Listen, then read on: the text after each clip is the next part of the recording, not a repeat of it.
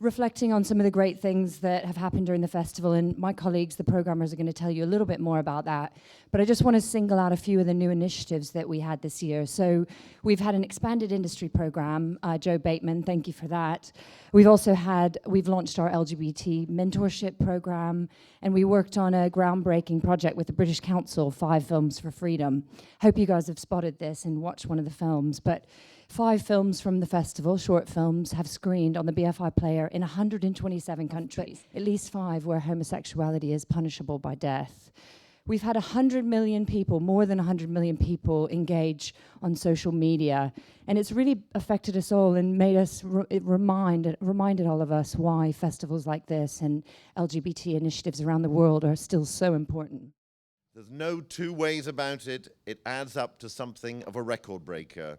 So industry attendance is up 70% with over 400 industry delegates, filmmakers and press. And we've had a total of, still being calculated, but very likely to be in excess of 23,000 admissions and a record box office take.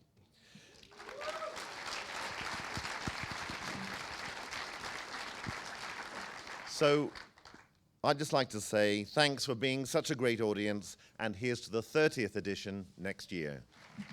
None of that, what Brian just said, could be possible if it wasn't for our dedicated army of volunteers that help out each year, giving up their free time. We've had 40 amazing individuals that have helped out on the festival every day this week, and so I think they deserve a round of applause. Hey, Jason. Do you remember that really amazing time that we had at Flare Book Group where I was sitting on the lap of the superior intellect that is Sophie Mayer? Yes, I do remember that. And also, what about the Rocky Horror Picture Show at the IMAX? And Michael and I were so worried because we thought, are we going to be the only people dressed up? And we weren't. And will people join in? And they did.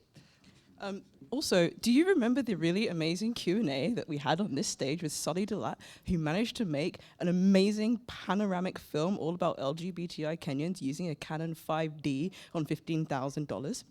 Yeah, and Jay, what about Tab Hunter in this very auditorium, and the whole audience gave him a standing ovation that lasted for over 3 minutes? Yeah. I mean, it was pretty amazing. And do you remember Club Collie? Like, did you remember having a really amazing time there as well? Yes, I do. I mean, all of our club nights were fantastic. Last night was one called Slippery People. And I tell you, it was just that sort of, I can't remember if it's called a thong or a throng, where you've got lots of people. But it's one of those.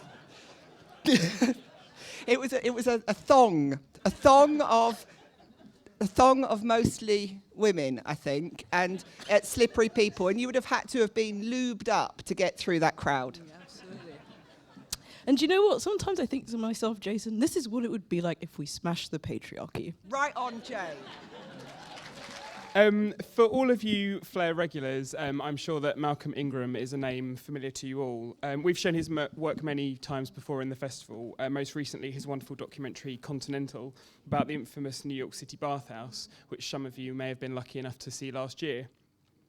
For some years now, Malcolm has been one of the most vital voices in documenting real-life LGBT stories on film, and so it's a huge pleasure for us to welcome him back to close our festival this year. The subject of homosexuality within the world of professional sports is a big issue.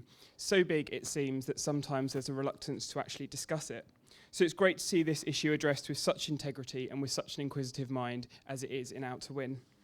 This is such a perfect film for us to end on. It's a documentary that's at once rousing, politically astute, and hugely enjoyable, and I can't think of a better way to end things. Please join me in welcoming the director, Malcolm Ingram. Thank you so much for having me. It's an absolute privilege to be playing the festival. You've been so supportive of the work. I'm very nervous tonight. In the audience who will join me for Q&A after is one of the athletes, John Amici, a hometown boy who made good in the NBA. He's fantastic in the film. So we'll be here for Q&A afterwards. Thank you so much, everybody, for having us, and please enjoy the film. Thank you.